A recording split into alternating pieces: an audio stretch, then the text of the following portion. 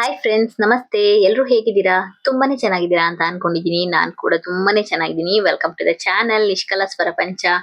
Friends, ನನ್ನ ಇವತ್ತಿನ ಬೆಳಿಗ್ಗೆ ಮಾರ್ನಿಂಗ್ ರೂಟೀನ್ ಹೇಗಿರುತ್ತೆ? 6 ಗಂಟೆಯಿಂದ ನಾನು 10ರಿಂದ 10:30ವರೆಗೆ ನನ್ನ ಬ್ಯುಸಿ ಲೈಫ್ ಅಂದ್ರೆ ಅದೇ ಆಗಿರುತ್ತೆ ಫ್ರೆಂಡ್ಸ್. ಆ ಲೈಫ್ನ ನಾನು ನಿಮ್ ಜೊತೆ ಶೇರ್ ಮಾಡ್ಕೊಂತಾ ಇದ್ದೀನಿ. ಏನೆಲ್ಲ ಮಾಡ್ತೀನಿ ನಾನು ಇವತ್ತಿನ ದಿನ.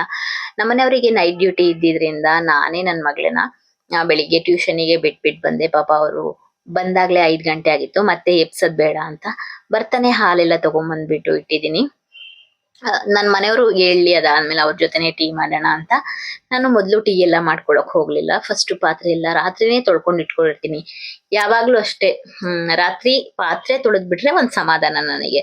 ಯಾಕಂದ್ರೆ ಕಿಚನ್ ಫ್ರೀ ಆಗಿರುತ್ತೆ. ಅವಾಗ ಮತ್ತೆ ಬಂದ್ಬಿಟ್ಟು ಬೆಳಿಗ್ಗೆ ಎದ್ಬಿಟ್ಟು ಅಯ್ಯೋ ಇದನ್ನೆಲ್ಲ ತೊಳ್ಕೊಬೇಕಲ್ಲಪ್ಪ ಅಂತ ಅನ್ಸ್ಬಾರ್ದು. ಅದಕ್ಕೋಸ್ಕರ ನಾನು ಫುಲ್ ಪಾತ್ರೆ ಎಲ್ಲ ಕ್ಲೀನ್ ಮಾಡಿ ಅದನ್ನೆಲ್ಲ ಜೋಡಿಸಿ ಇಟ್ಕೊಂತೀನಿ ಫಸ್ಟು. ನಮ್ಮ ಮನೆಯವರು ಯಾವಾಗ್ಲೂ ಅವರೇ ಟ್ಯೂಷನ್ಗೆ ಕಳ್ಸೋದ್ರಿಂದ ಅದೇನ್ ಕೆಲಸ ಇರಲ್ಲ ನನಗೆ ಡೈಲಿ. ಈ ತರ ಯಾವಾಗಾರು ನೈಟ್ ಡ್ಯೂಟಿ ಇದ್ದಾಗ ಮಾತ್ರ ನನಗೆ ಆ ಕೆಲಸ ಸಿಗುತ್ತೆ. ಇಲ್ಲ ಅಂದ್ರೆ ನಾನು ಮಾಮೂಲಿ 6 ಗಂಟೆಗೆ ಎದ್ಬಿಟ್ಟು ಮಾಮೂಲಿ ನನ್ನ ಕಿಚನ್ ಕೆಲಸನೇ ನಾನು ಫಸ್ಟ್ ಮಾಡ್ಕೊಂತೀನಿ. ಹಾಲ್ ತಂದಿದ್ದನ್ನ ನಾನು ಇವಾಗ ಕಾಯ್ಸಕ್ಕೆ ಕೂಡ ಇಟ್ಕೊಂತಾ ಇದ್ದೀನಿ. ಅವತ್ತು ಫ್ರೈಡೆ ಆಗಿರೋದ್ರಿಂದ ನಾನು ಪಲಾವ್ ಮಾಡ್ಕೊಳ್ಳೋಣ ಅಂತ ಅನ್ಕೊಂಡೆ. ಪೂಜೆ ಕೂಡ ವಾರ ಕೂಡ ನಾನು ಫ್ರೈಡೇನೆ ಮಾಡ್ಕೊಂತಾ ಇದ್ದೀನಿ, ಆಷಾಢ ಆಗಿರೋದ್ರಿಂದ. ಅದಕ್ಕೋಸ್ಕರ ಪಲಾವ್ಗೆ ನಾನು ತರಕಾರಿ ಎಲ್ಲ ಕಟ್ ಮಾಡಿ ಇಟ್ಕೊಂತಾ ಇದ್ದೀನಿ ಇವಾಗ. ತರಕಾರಿ ಪಲಾವ್ ಅಂದ್ರೇನೆ ನನಗೆ ಸಖತ್ ಇಷ್ಟ ಆಗುತ್ತೆ. ಅದ್ರಲ್ಲಿ ಒಂದ್ ಸ್ವಲ್ಪ ಬೀಟ್ರೂಟ್ ಎಲ್ಲ ಹಾಕಿ ಮಾಡಿದ್ರೆ ತುಂಬಾನೇ ಚೆನ್ನಾಗಿರುತ್ತೆ. ಹಸಿ ಕಾಳು ಕೂಡ ಇತ್ತು, ಬೀನ್ಸ್ ಕಾಳು, ಅದನ್ನು ಹಾಕ್ಬಿಟ್ಟು ಮಾಡೋಣ ಅಂತ ಮಾಡ್ತಾ ಇದ್ದೀನಿ. ನನ್ನ ಬೆಳಿಗ್ಗೆಯಿಂದ ಸಂಜೆವರೆಗೆ ನಾನು ಅಷ್ಟು ಫ್ರೀ ಆಗಿರ್ತೀನೋ ಇಲ್ವೋ ಗೊತ್ತಿಲ್ಲ. ಆದ್ರೆ 10 ಗಂಟೆವರೆಗೂ ಇದೆಯಲ್ಲ, ಇದು ನನಗೆ ತುಂಬಾನೇ ದೊಡ್ಡ ಟಾಸ್ಕ್ ಆಗಿರುತ್ತೆ. ಯಾಕಂದ್ರೆ ನಾನು 3 ಲಂಚ್ ಬಾಕ್ಸ್ ಪ್ರಿಪೇರ್ ಮಾಡ್ಬೇಕಾಗತ್ತೆ ಅವರಿಗೆ, ಮತ್ತೆ ಸ್ನಾಕ್ಸ್ ಬಾಕ್ಸ್ ಪ್ರಿಪೇರ್ ಮಾಡ್ಬೇಕಾಗಿರುತ್ತೆ. ಅದಕ್ಕೋಸ್ಕರ ನಾನು ಈ ಟೈಮಿಂಗ್ಸ್ ತುಂಬಾನೇ ಬ್ಯುಸಿ ಆಗಿರ್ತೀನಿ ಯಾವಾಗ್ಲೂ. ಹಾಗೇನೆ ನಾನು ಪಲಾವಿಗೆನೆ ಏನೇನ್ ಹಾಕೊಂಡೆ ಅಂದ್ಬಿಟ್ಟು ಒಂದು ಕ್ವಿಕ್ ಆಗಿ ತೋರ್ಸೋಣ ಅಂತ ನಾನು ಹಾಗೇನೆ ವಿಡಿಯೋಸ್ ಮಾಡ್ಕೊಂಡಿದ್ದೆ. ಸ್ವಲ್ಪ ಎಣ್ಣೆ ತುಪ್ಪ ಎಲ್ಲ ಹಾಕ್ಬಿಟ್ಟು ನಾನು ಇವಾಗ ಸ್ಪೈಸಸ್ ಎಲ್ಲ ಹಾಕೊಂಡಿದೀನಿ. ಅದಾದ್ಮೇಲೆ ಈರುಳ್ಳಿ ಮತ್ತೆ ಪುದೀನ ಹಾಕ್ಬಿಟ್ಟು ಒಂದ್ ಸ್ವಲ್ಪ ಫ್ರೈ ಮಾಡ್ಕೊಂತಿದೀನಿ. ಇದಕ್ಕೇನೆ ನಾನು ಇವಾಗ 1-2 ಸ್ಪೂನ್ ಅಷ್ಟು ಶುಂಠಿ ಬೆಳ್ಳುಳ್ಳಿ ಪೇಸ್ಟ್ ಹಾಕೊಂಡು ಚೆನ್ನಾಗಿ ಹಸಿ ಸ್ಮೆಲ್ ಹೋಗೋವರೆಗೆ ಅದು ಫ್ರೈ ಮಾಡ್ಕೊಬೇಕು. ತುಂಬಾನೇ ಈಸಿ ಆದ ಮೆಥಡ್. ಸುಮ್ನೆ ಎಲ್ಲ ರುಬ್ಕೊಂಡೆಲ್ಲ ಮಾಡ್ತಾ ಇಲ್ಲ, ಶುಂಠಿ ಬೆಳ್ಳುಳ್ಳಿ ಪೇಸ್ಟ್ ಮಾತ್ರ ಯೂಸ್ ಮಾಡ್ಕೊಂಡು ಮಾಡ್ತಾ ಇದ್ದೀನಿ. ಅದೆಲ್ಲ ಹಸಿ ಸ್ಮೆಲ್ ಎಲ್ಲ ಹೋದ್ಮೇಲೆ ನಾನು ಇವಾಗ 3 ಟೊಮೊಟೊ ಕಟ್ ಮಾಡ್ಕೊಂಡಿದ್ದೆ, ಮತ್ತೆ ಸ್ವಲ್ಪ ಕೊತ್ತಂಬರಿ ಸೊಪ್ಪು ಹಾಕೊಂಡು ಅದನ್ನ ಕೂಡ ಚೆನ್ನಾಗಿ ಫ್ರೈ ಮಾಡ್ಕೊಬೇಕು. ಇದಾದ್ಮೇಲೆ ಸ್ಪೈಸಸ್ ಮಸಾಲೆಗಳೆಲ್ಲ ಇರುತ್ತಲ್ಲ, ಸ್ವಲ್ಪ ಖಾರದ ಪುಡಿ, ಸ್ವಲ್ಪ ಧನಿಯಾ ಪುಡಿ, ಮತ್ತೆ ಅರಿಶಿನ ಎಲ್ಲ ಹಾಕ್ಬಿಟ್ಟು ಫ್ರೈ ಮಾಡ್ಕೊಂತಾ ಇದ್ದೀನಿ. ಜಾಸ್ತಿ ನಾನು ಇಲ್ಲಿ ಗರಂ ಮಸಾಲ ಅದು ಇದು ಬಿರಿಯಾನಿ ಪೌಡರ್ ಎಲ್ಲ ಯೂಸ್ ಮಾಡ್ಕೊಂತಾರೆ. ನಾನು ಅದನ್ನೇನು ಯೂಸ್ ಮಾಡ್ಕೊಂಡಿಲ್ಲ ಇದರಲ್ಲಿ. ಅದಾದ್ಮೇಲೆ ನಾನು ಇವಾಗ ಆವಾಗ್ಲೇ ತರಕಾರಿ ಕಟ್ ಮಾಡ್ಕೊಂಡಿದ್ದೆ ಅಲ್ವಾ, ಅದನ್ನ ಕೂಡ ಹಾಕೊಂಡು ಫ್ರೈ ಮಾಡ್ಕೊಂಡು ಒಂದ್ ಸ್ವಲ್ಪ ನೀರು ಉಪ್ಪೆಲ್ಲ ಹಾಕ್ಬಿಟ್ಟು ಒಂದ್ ವಿಜಲ್ ಮಾಡ್ಕೊಂತೀನಿ. ಯಾಕಂದ್ರೆ ಅದು ತರಕಾರಿ ಎಲ್ಲ ಬೇಯ್ಬೇಕಲ್ವಾ, ಕಾಳಿದೆಯಲ್ಲ ಅದಕ್ಕೋಸ್ಕರ.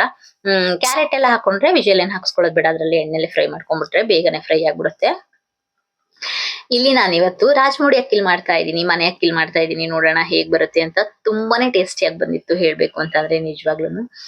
ಯಾಕಂದ್ರೆ ಮನೆ ಅಕ್ಕಿಲ್ ಮಾಡೋದು ಕಡಿಮೆ, ಯಾಕಂದ್ರೆ ಬಾಕ್ಸಿಗೆಲ್ಲ ಹಾಕ್ತಿರ್ತೀವಲ್ವಾ, ಅದಕ್ಕೋಸ್ಕರ BT ರೈಸ್ ಅಲ್ಲೇ ಮಾಡೋದು ನಾವು. ಮನೆ ಅಕ್ಕಿ ಕಡಿಮೆ. ನೋಡೋಣ ಇವತ್ತು ಮನೆ ಅಕ್ಕಿಲೆ ಮಾಡೋಣ ಅನ್ಕೊಂಡು ಮಾಡಿದೆ. ತುಂಬಾನೇ ಚೆನ್ನಾಗಿ ಬಂದಿತ್ತು ಅದಂತೂ.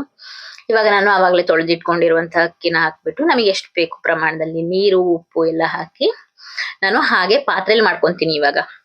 ಪಾತ್ರೆಯಲ್ಲಿ ಅಂತಂದ್ರೆ ವಿಷಲ್ ಹಾಕ್ಸಲ್ಲ, ಮತ್ತೆ ತರಕಾರಿನ 1 ಟೈಮ್ ಬೇಯಿಸ್ಕೊಂಡಿದ್ದೀನಲ್ಲ, ಅದಾದ್ಮೇಲೆ ನೀರೆಲ್ಲ ಹಾಕ್ಬಿಟ್ಟು ಹಾಗೆ ತಿರುಗಿಸಿ ಮಾಡಿದ್ರೆ ಎಲ್ಲಾ ಕಡೆ ಮಸಾಲ ಎಲ್ಲ ಹೋಗುತ್ತೆ. ಅದಕ್ಕೋಸ್ಕರ ನಾನು ಈ ಮೆಥಡ್ ಅಲ್ಲಿ ಮಾಡ್ಕೊಂತೀನಿ ಯಾವಾಗ್ಲೂ. ಅದಾದ್ಮೇಲೆ ನಮ್ಮ ಮಗಳಿಗಂತೂ ಪಲಾವ್ ಮಾಡಿದ್ರೆ ಮೊಸರು ಗೊಜ್ಜಿ ಇರ್ಲೇಬೇಕು, ಮೊಸರು ಬಜ್ಜಿ. ಅದಕ್ಕೋಸ್ಕರ ನಾನು ಅದನ್ನ ಕೂಡ ಸೈಡ್ ಅಲ್ಲಿ ಇದು ಏನಂತಾರೆ, ಸೌತೆಕಾಯಿ ಕೂಡ ಇತ್ತು, ಅದನ್ನ ಕೂಡ ಈರುಳ್ಳಿ, ಸೌತೆಕಾಯಿ, ಕೊತ್ತಂಬರಿ ಸೊಪ್ಪು, ಸ್ವಲ್ಪ ಕಾಯಿ ತುರಿ ಹಾಕಿದ್ರೆ ಅದು ಕೂಡ ಇಷ್ಟ ಆಗುತ್ತೆ ನನಗೆ. ಅದನ್ನೆಲ್ಲ ಹಾಕ್ಬಿಟ್ಟು ಪಾಪು ತಿನ್ನೋದ್ರಿಂದ ನಾನು ಸ್ವಲ್ಪ ಮೆಣಸಿನ್ಕಾಯಿ ಹಾಕಲ್ಲ ಇದಕ್ಕೆ, ಅವನಿಗೂ ಕೂಡ ಬೇಕಿತ್ತು. ಅದಕ್ಕೋಸ್ಕರ ಮೊಸರೆಲ್ಲ ಹಾಕಿ ಕಲ್ಸಿಡ್ತಾ ಇದ್ದೀನಿ. ಪಾಪುಗೆ ಇವತ್ತು ಸ್ಕೂಲಲ್ಲಿ ರೆಡ್ ಡೇ ಆಗಿರೋದ್ರಿಂದ ಅವನಿಗೂ ಕೂಡ ಏನಾದ್ರು ಸ್ಪೆಷಲ್ ಆಗಿ ರೆಡ್ ಕಲರ್ ಟಿಫನ್ ಮಾಡ್ಬೇಕಿತ್ತು. ಅದಕ್ಕೋಸ್ಕರ ನಾನು ಬೀಟ್ರೂಟ್ನ ಒಂದ್ ಸ್ವಲ್ಪ ಮಿಕ್ಸ್ ಮಾಡಿ, ಪಿಂಕ್ ಆಗುತ್ತೆ ಆದ್ರೆ ಏನು ಮಾಡಕ್ಕಾಗಲ್ಲ, ಮಾಡ್ಬೇಕಲ್ವಾ ಅಂದ್ಬಿಟ್ಟು ಬೀಟ್ರೂಟ್ನ ಒಂದ್ ಸ್ವಲ್ಪ ಮಿಕ್ಸಿ ಮಾಡ್ಬಿಟ್ಟು ನಾನು ಚಪಾತಿ ತರ ಮಾಡ್ಕೊಡ್ತಾ ಇದ್ದೀನಿ. ಅವನಿಗೆ ಈ ತರ ಮಾಡ್ಕೊಡ್ತಿರೋದು ಫಸ್ಟ್ ಟೈಮ್. ಅಂದ್ರೆ ಅವ್ನ್ ಖಾರ ಏನು ತಿನ್ನಲ್ಲ, ಅದಕ್ಕೋಸ್ಕರ. ಹಾಗೇನೆ ಪಕ್ಕದಲ್ಲಿ ಫ್ರೂಟ್ಸ್ ಕೂಡ ಕಟ್ ಮಾಡಿ ನಾನು ಸ್ನಾಕ್ಸ್ ಬಾಕ್ಸ್ ಕೂಡ ಪ್ರಿಪೇರ್ ಮಾಡಿದೆ. ಹೆಲ್ದಿಯಾಗಿ ಸ್ನಾಕ್ಸ್, ಫ್ರೂಟ್ಸ್ ಮತ್ತೆ ವೆಜಿಟೇಬಲ್ಸ್, ಡ್ರೈ ಫ್ರೂಟ್ಸ್ ಕೊಡ್ಬೋದು ಅಂತ ಹೇಳ್ತಾರೆ. ಅದಕ್ಕೋಸ್ಕರ ನಾನು ಫ್ರೂಟ್ಸ್ ವೆಜಿಟೇಬಲ್ಸ್ ಹಾಕಕ್ಕೆ ಟ್ರೈ ಮಾಡ್ತೀನಿ. ಯಾವಾಗಾದ್ರೂ ಅವ್ನು ಫೋರ್ಸ್ ಮಾಡಿ ಕೇಳಿದ್ರೆ ಮಾತ್ರ ಬಿಸ್ಕೆಟ್ಸ್ ಹಾಕ್ತೀನಿ, ಯಾವಾಗಾದ್ರೂ ಅಪರೂಪಕ್ಕೆ. ಚಪಾತಿ ಕೂಡ ರೆಡಿ ಆಯ್ತು, ಅದಕ್ಕೇನೆ ಮೊಸರು ಹಾಕ್ಬಿಟ್ಟು ಬಾಕ್ಸಿಗೆ ಕೊಟ್ಟೆ.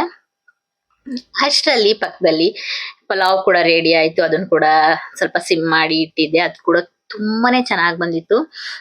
ಮೆತ್ತಿಗೂ ಆಗಿರ್ಲಿಲ್ಲ, ಫುಲ್ಲು ಹಾರ್ಡು ಆಗಿರ್ಲಿಲ್ಲ, ತುಂಬಾನೇ ನೀಟಾಗಿ ಬಂದಿತ್ತು. ಇವಾಗಂತೂ ಬಿಸಿ ಬಿಸಿ ತಿಂದ್ಬಿಟ್ರೆ ಸಾಕು ಅನ್ಸ್ಬಿಡುತ್ತೆ. ನಮ್ಗೂನು ಖುಷಿ ಖುಷಿ ಆಗ್ತಿರುತ್ತೆ, ಬಿಸಿ ಬಿಸಿ ತಿಂದ್ಬಿಡೋಣಪ್ಪ, ಟೇಸ್ಟ್ ಚೆನ್ನಾಗಿರುತ್ತೆ ಅಂತ. ಆದ್ರೆ ಆಗಲ್ಲ, ಯಾಕಂದ್ರೆ ಮಕ್ಳನ್ನೆಲ್ಲ ಕಳ್ಸಿ ಪೂಜೆ ಎಲ್ಲ ಮಾಡಿದ್ರೆ ನನಗೆ ಸಮಾಧಾನ. ಅದಕ್ಕೋಸ್ಕರ ಎಲ್ಲ ರೆಡಿ ಆಗಿರೋದ್ರಿಂದ ಇವಾಗ ಬಾಕ್ಸಿಗೆಲ್ಲ ಹಾಕಿ ಪ್ರಿಪೇರ್ ಮಾಡಿ ಇಡ್ತಾ ಇದ್ದೀನಿ. ಅವಳು ಟ್ಯೂಷನ್ ಇಂದ ಬರೋ ಅಷ್ಟರಲ್ಲಿ ಚೋಟು ಕೂಡ ಅವಳಾಗೆ ಸ್ನಾನ ಮಾಡ್ಕೊಂಡು ರೆಡಿ ಆಗಿರ್ತಾಳೆ. ನಾನು ಜಡೆ ಎಲ್ಲ ಹಾಕಿ, ಅವಳಿಗೆ ದೊಡ್ಡ ಟಾಸ್ಕ್ ನನಗೇನ್ ಅನ್ಸುತ್ತೆ ಅಂತಂದ್ರೆ ಅವಳು ಬ್ರೇಕ್ಫಾಸ್ಟ್ ಮಾಡೋದು. ಅವಳು 8:40 ಹೋಗ್ತಾಳೆ, ಆದ್ರೂ ಕೂಡ ನಾನು 8 o'clock ರೆಡಿ ಮಾಡ್ಬಿಟ್ಟು ಬ್ರೇಕ್ಫಾಸ್ಟ್ ಮಾಡಕ್ಕೆ ಕೂರ್ಸಿದ್ರು ಅವಳ್ದು ಆಗಿರಲ್ಲ ಫ್ರೆಂಡ್ಸ್, ಹೇಳ್ಬೇಕು ಅಂತಂದ್ರೆ ಅದೊಂದು ಬೇಜಾರಿದೆ. ತಿನ್ಸಿ ಕಳ್ಸಿದ್ರೆ ತಿಂತಾಳೆ, ಅವಳಾಗೇನೆ ತಿನ್ನು ಅಂತ ಕುತ್ಕೊಂಡ್ರೆ 1-2 ಗಂಟೆ ಮಾಡ್ಬಿಡ್ತಾಳೆ ತಿನ್ನಕ್ಕೇನೆ. ಚಿಕ್ಕವಳು, ನನ್ನ ಮಧ್ಯದ ಮಗಳು. ಅದಾದ್ಮೇಲೆ ನಾನು ಎಲ್ರಿಗೂನು ಯಾವ್ಯಾವ ಬಾಕ್ಸ್ ಎಲ್ಲ ಹಾಕ್ಬೇಕು ಅಂತ ಹಾಕ್ಬಿಟ್ಟು ರೆಡಿ ಮಾಡಿ ಇಟ್ಟಿದ್ದೀನಿ. ಅದಾದ್ಮೇಲೆ ನನ್ಗೆ ಈ ಸರಿ ಒಂದು ಎಕ್ಸ್ಪೀರಿಯನ್ಸ್ ನಾನು ನಿಮ್ ಜೊತೆ ಶೇರ್ ಮಾಡ್ಕೋಬೇಕು ಅನ್ಸ್ತು. ಒಂದ್ಸರಿ ಚೋಟು ಬಾಕ್ಸ್ ಅಮ್ಮಗ್ ಹೋಗ್ಬಿಟ್ಟಿತ್ತು, ಅಮ್ಮ ಬಾಕ್ಸ್ ಚೋಟುಗ್ ಹೋಗ್ಬಿಟ್ಟಿತ್ತು. ಎರಡು ಒಂದೇ ತರ ಬಾಕ್ಸ್ ಇರೋದ್ರಿಂದ ಅದಾದ್ಮೇಲೆ ಅವರು ಮತ್ತೇನೆ ಪಾಪ ಚೋಟು ನಾನು ಒಂದ್ ಸ್ವಲ್ಪ ಅಮ್ಮಗ್ ಜಾಸ್ತಿ ಹಾಕಿರ್ತೀನಲ್ವ, ಅದನ್ನ ತಿನ್ನಕ್ಕಾಗಲ್ಲ ಅಂದ್ಬಿಟ್ಟು ಅವಾಗೆಲ್ಲ ಒಂದೇ ಗಾಡಿಲಿ ಬರೋದ್ರಿಂದ ಅವಳೆ ಅಲ್ಲೇ ಗಾಡಿಲೇ ತಿನ್ಲಮ್ಮ, ಚೋಟು ಕೊಟ್ಟೆ, ನಾನು ನಿನ್ ಬಾಕ್ಸ್ ಎಲ್ಲ ಎಕ್ಸ್ಚೇಂಜ್ ಮಾಡಿದ್ದೆ ಅಂತ ಹೇಳ್ತಾ ಇದ್ರು. ಆತರ ಒಂದೊಂದ್ಸರಿ ಆಗ್ಬಿಡುತ್ತೆ, ಏನ್ ಮಾಡಕ್ಕಾಗಲ್ಲ, ಗಡಿಬಿಡಿಲ್ ಮಾಡ್ತಾ ಇರ್ತೀವಲ್ಲ, ಅದಕ್ಕೋಸ್ಕರ. ಅಷ್ಟರಲ್ಲಿ ಇವ್ರು ಕೂಡ ಟ್ಯೂಷನ್ ಇಂದ ಬಂದ್ಲು. ಅಷ್ಟೊತ್ತಿಗೆ ಚೋಟು ಕೂಡ ರೆಡಿ ಆಗಿದ್ಲು. ಅವಳಿಗೆ ಕೂಡ ಬ್ರೇಕ್ಫಾಸ್ಟ್ ಹಾಕೊಟ್ಬಿಟ್ಟು ನಾನು ಇವಾಗ ಅಮ್ಮುಗೆ ಜಡೆ ಹಾಕೊಡ್ತಾ ಇದ್ದೀನಿ. ಜಡೆ ಹಾಕೊಡೋದೇ ಒಂದು ದೊಡ್ಡ ಟಾಸ್ಕ್ ಆಗಿರುತ್ತೆ, ಯಾಕಂದ್ರೆ ಅವಳಿಗೆ ಸ್ವಲ್ಪ ಚಿಕ್ಕ ಚಿಕ್ಕ ಹೇರ್ ಇದೆ, ಫ್ರಂಟ್ ಅಲ್ಲಿ ಕಟ್ ಮಾಡ್ಬಿಟ್ಟಿದ್ರು ಒಂದ್ ಸ್ವಲ್ಪ, ಅದಕ್ಕೋಸ್ಕರ ಸ್ವಲ್ಪ ಬಫ್ ತರ ಹಾಕ್ಬಿಟ್ಟು ಹಾಕ್ತೀನಿ. ಇವಳು ಕೂಡ ಇವಾಗ ಚಿಕ್ಕ ಪಾಪು ತರನೇ ಅನ್ಸುತ್ತೆ ನಮ್ಗೆ. ನನ್ ಮಗಳು ಎಷ್ಟೇ ದೊಡ್ಡವಳಾದ್ರೂ ನಾನೇ ಎಲ್ಲ ಮಾಡ್ಬೇಕು ಅದು ಅಂತ ಅನ್ಸ್ತಿರುತ್ತೆ. ಏನಕ್ಕೆ ಅಂತ ಗೊತ್ತಿಲ್ಲ. ನಮ್ಮ ಅಮ್ಮನೂ ನನ್ನ ತಂಗಿನೂ ಬೈತಾ ಇರ್ತಾರೆ, ಎಲ್ಲ ನೀನು ಮಾಡ್ಕೊಟ್ಟಿ ಅಭ್ಯಾಸ ಮಾಡ್ಬಿಟ್ಟಿದ್ಯಾ, ಅದಕ್ಕೋಸ್ಕರ ಹೀಗೆ ಆಡ್ತಾರೆ ಅಂತ. ನಮ್ ಚೋಟು ನೋಡಿ, ಅವಾಗ್ಲೇ ಕೊಟ್ಟಿದ್ದೀನಿ ಬ್ರೇಕ್ಫಾಸ್ಟ್, ಇನ್ನು ಬ್ರೇಕ್ಫಾಸ್ಟ್ ಆಗಿಲ್ಲ, ಅದಕ್ಕೆ ತೋರಿಸ್ತೀನಿ ಅಂತ ಹೋಗ್ಬಿಟ್ಲು. ಅದಾದ್ಮೇಲೆ ಬಟ್ಟೆ ಕೂಡ ವಾಷಿಂಗ್ ಮಿಷಿನ್ ಅಲ್ಲಿ ಬಟ್ಟೆ ಕೂಡ ಫಿಲ್ ಆಗ್ಬಿಟ್ಟಿತ್ತು, ಅದನ್ನ ಕೂಡ ಆನ್ ಮಾಡ್ಬೇಕಿತ್ತು. ಅದನ್ನ ಮಾಡಿ ಬಬ್ಲುಗೆ ರೆಡ್ ಡ್ರೆಸ್ ಆಗಿರೋದ್ರಿಂದ ಅವ್ನು ಕೂಡ ರೆಡಿ ಆಗ್ಬಿಟ್ಟು ವಿಡಿಯೋ ಮಾಡಿಸ್ಕೊಂತಾ ಇದ್ದಾನೆ. ನಿಂತ್ಕೋ ಇಲ್ಲಿ ಸ್ವಲ್ಪ ವಿಡಿಯೋ ಮಾಡ್ತೀನಿ ಅಂತ ಅಂದ್ರೆ ಚೆನ್ನಾಗಿ ನಿಂತ್ಕೊಂತಾನೆ. ಇವಾಗ ತುಂಬಾನೇ ಫಾಸ್ಟ್ ಇದ್ದಾನೆ, ಆದ್ರೆ ತುಂಬಾನೇ ಮೊಂಡ ಕೂಡ ಇದ್ದಾನೆ, ಹೇಳಿದ ಮಾತ್ ಕೇಳಲ್ಲ. ಮನೇಲಿ ಚೆನ್ನಾಗಿ ಇರ್ತಾನೆ, ಯಾರಾದ್ರೂ ಬಂದ್ರೆ ಅವ್ರ ಮುಂದೆ ಮರ್ಯಾದೆ ತೆಗಿಯೋದು ಆ ತರ ಮಾಡ್ಬಿಡ್ತಾನೆ, ಹೇಳ್ಬೇಕು ಅಂತಂದ್ರೆ. ಆದ್ಮೇಲೆ ಹೆಲ್ಮೆಟ್ ಹಾಕೊಂಡ್ ರೆಡಿ ಆದ್ರು. ತೆಗಿಸ್ಕೊಳ್ಳೋವರೆಗೂ ನಮ್ ಚೋಟು ಹೆಲ್ಮೆಟ್ ಬೇಕಮ್ಮ ಅಂತ ತಕೊಂಬಂದಾಯ್ತು. ಅದಾದ್ಮೇಲೆ ಇವಾಗ ಹಾಕೊಂಡ್ ಹೋಗಕ್ ಒಂದ್ ಸ್ವಲ್ಪ ಅವಳಿಗೆ ಬೇಡ ಬೇಡ ಅನ್ಸುತ್ತೆ, ಯಾಕಂದ್ರೆ ನನ್ ಹೇರ್ ಎಲ್ಲ ಹಾಳಾಗ್ಬಿಡತ್ತಮ್ಮ, ಅದಕ್ಕೋಸ್ಕರ ಅಂತ. ನಮ್ಮ ಮನೆಯವರು ಡ್ರಾಪ್ ಮಾಡಿ ಬಂದ್ರು. ಅಷ್ಟರಲ್ಲಿ ನಾನು ಮತ್ತೆ ಮನೆ ಕ್ಲೀನ್ ಮಾಡ್ಕೊಳ್ಳೋದಿದ್ದೇ ಇರುತ್ತೆ ಅಲ್ವಾ. ಅದ್ರ ಜೊತೆಗೆ ನಾನು ಅವರೆಲ್ಲ ಹೋದ್ಮೇಲೆ ಪಾತ್ರೆ ಕೂಡ ತೊಳ್ಕೊಂಡೆ. ಅದನ್ನ ನಾನು ರೆಕಾರ್ಡ್ ಮಾಡ್ಕೊಳ್ಳೋದೆಲ್ಲ ಮರ್ತ್ಕೊಂಡ್ಬಿಟ್ಟಿದೀನಿ. ಯಾವಾಗ್ಲೂ ನನ್ಗೆ 10ರಿಂದ 10:30 ಒಳಗಡೆನೆ ಕೆಲಸ ಆಗ್ಬಿಟ್ರೆ ನನ್ ಮನ್ಸಿಗೆ ಸಮಾಧಾನ ಆಗುತ್ತೆ. ಅದಕ್ಕೋಸ್ಕರ ನಾನು ಮಕ್ಳನ್ನ ರೆಡಿ ಮಾಡ್ತಾ ಕಡೆ ಪಾತ್ರೆನೂ ತೊಳ್ಕೊಂತಾ ಇರ್ತೀನಿ. ಬಟ್ಟೆ ಫೋಲ್ಡ್ ಮಾಡೋದಿದ್ರೆ ಬಟ್ಟೆ ಕೂಡ ಫೋಲ್ಡ್ ಮಾಡ್ಕೊಂತಾ ಇರ್ತೀನಿ. ಇವತ್ತು ರಾತ್ರಿನೇ ಫೋಲ್ಡ್ ಮಾಡ್ಕೊಂಡಿರೋದ್ರಿಂದ ನಾನು ಬಟ್ಟೆಗೆ ಫೋಲ್ಡ್ ಮಾಡೋದೇನು ಇರ್ಲಿಲ್ಲ. ಹಾಗೇನೆ ಕಸ ಗುಡ್ಸಿ ಬಾಗ್ಲಿಗೆ ರಂಗೋಲಿ ಎಲ್ಲ ಹಾಕಿ, ಡೈಲಿ ಹಾಕೋದಿಲ್ಲ, ಸ್ವಲ್ಪ ಚಿಕ್ಕ ಚಿಕ್ಕದ್ ಹಾಕ್ತೀನಿ. ಹಾಗಾಗಿ ರಂಗೋಲಿಗಳೆಲ್ಲ ಮರ್ತ್ ಹೋಗಿದೆ ಅಂತಾನೆ ಹೇಳ್ಬೋದು.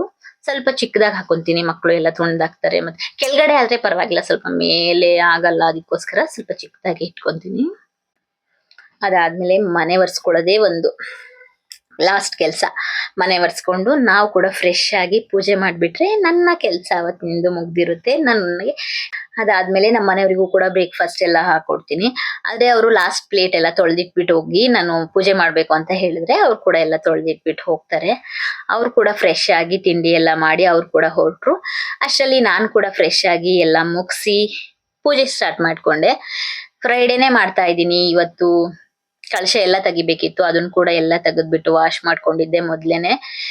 ಸ್ಯಾಟರ್ಡೇನೆ ನಾನು ಆಲ್ಮೋಸ್ಟ್ ಮಾಡೋದು. ಇವಾಗ ಸ್ವಲ್ಪ ಆಷಾಢ ಶುಕ್ರವಾರ ಆಗಿರೋದ್ರಿಂದ ಮಾಡ್ಕೊಳ್ಳೋಣ ಪೂಜೆ ಅಂದ್ಬಿಟ್ಟು ಬೇಗನೆ ಪೂಜೆ ಮಾಡ್ಕೊಂಡೆ. ಪೂಜೆ ಎಲ್ಲ ಮಾಡ್ಕೊಂಡು ನಾನು ಟೆಂಪಲ್ ಕೂಡ ಹೋಗ್ಬಿಟ್ಟು ಬರ್ತೀನಿ. ಆದ್ರೆ ನಾನು ಫುಲ್ ಲೆಂತಿ ಆಗ್ಬಿಡತ್ತೆ ಅಂತ ನಾನು ಈ ವಿಡಿಯೋದಲ್ಲಿ ನಾನು ನಿಮ್ಗೆ ತೋರಿಸಿಲ್ಲ, ಯಾಕಂದ್ರೆ 6 to 10 ವಿಡಿಯೋನೇ ನಿಮ್ ಜೊತೆ ಶೇರ್ ಮಾಡ್ಕೊಳ್ಳೋಣ ಅಂತ ಅನ್ಕೊಂಡೆ ಇವತ್ತು. ಅದಕ್ಕೋಸ್ಕರ ಏನೋ ಒಂಥರ ಡೈಲಿ ನನಗೆ ದೀಪ ಹಚ್ಚಿಲ್ಲ ಅಂದ್ರೆ ಸಮಾಧಾನ ಆಗಲ್ಲ. ಅದಕ್ಕೋಸ್ಕರ ಪೂಜೆ ಮಾಡಿನೇ ತಿನ್ಬೇಕು ಆ ತರ ಆಗ್ಬಿಡುತ್ತೆ. ಯಾಕೆ ಇಷ್ಟೊತ್ವರೆಗೂ ಇದೀರಾ ಅಂತ ನಮ್ ಫ್ರೆಂಡ್ಸ್ ಎಲ್ಲ ಕೇಳ್ತಾರೆ, ತಿನ್ಕೊಂಬಿಡಿ ಅಂತ. ಏನೋ ಇಷ್ಟೇ ಮಾಡಿದೀವಲ್ವಾ, ಇನ್ನೊಂದ್ ಸ್ವಲ್ಪ ಕೆಲ್ಸ ಇರುತ್ತೆ, ಅದನ್ನು ಕೂಡ ಮುಗಿಸ್ಕೊಂಡು ಮಾಡ್ಕೊಂಬಿಡೋಣ ಅಂತ ನನಗೆ ಅನ್ನಿಸ್ತಾ ಇರುತ್ತೆ. ನಾನು ಸೋಫಾ ಎಲ್ಲ ಡೈಲಿ ಒರ್ಸಲ್ಲ. ಒಂದ್ 2 ಡೇಸ್ 3 ಡೇಸ್ ಇಲ್ಲಾಂದ್ರೆ ಒಂದ್ ವೀಕಿಗೆ ಒಂದ್ಸರಿ ಗಲೀಜೆಲ್ಲ ಆಗಿಲ್ಲ ಅಂದ್ರೆ ಒಂದ್ ವೀಕಿಗೆ ಒಂದ್ಸರಿ ಮಾಡ್ಕೊಂತೀನಿ. ಅದಕ್ಕೋಸ್ಕರ ನಾನು ಈ ವಿಡಿಯೋದಲ್ಲಿ ಅದನ್ನೆಲ್ಲ ತೋರ್ಸಿಲ್ಲ. ನಾನು ಪ್ರತಿದಿನ ಏನ್ ಮಾಡ್ತೀನಿ ಅದನ್ನ ಮಾತ್ರ ತೋರ್ಸಿದೀನಿ ಅಷ್ಟೇ. ನನ್ನ ಇವತ್ತಿನ ವಿಡಿಯೋ ಇದಾಗಿರುತ್ತೆ ಫ್ರೆಂಡ್ಸ್. ನನ್ನ ವಿಡಿಯೋಸ್ ಎಲ್ಲ ನಿಮಗೆ ಇಷ್ಟ ಆಗ್ತಿದ್ರೆ ಒಂದ್ ಲೈಕ್ ಮಾಡಿ, ಶೇರ್ ಮಾಡಿ, ಸಬ್ಸ್ಕ್ರೈಬ್ ಮಾಡಿ. ನಿಷ್ಕಲಾಸ್ ಪ್ರಪಂಚ ಯೂಟ್ಯೂಬ್ ಚಾನಲ್ ಅಲ್ಲಿಗೆ ಸಪೋರ್ಟ್ ಮಾಡಿ. Thank you.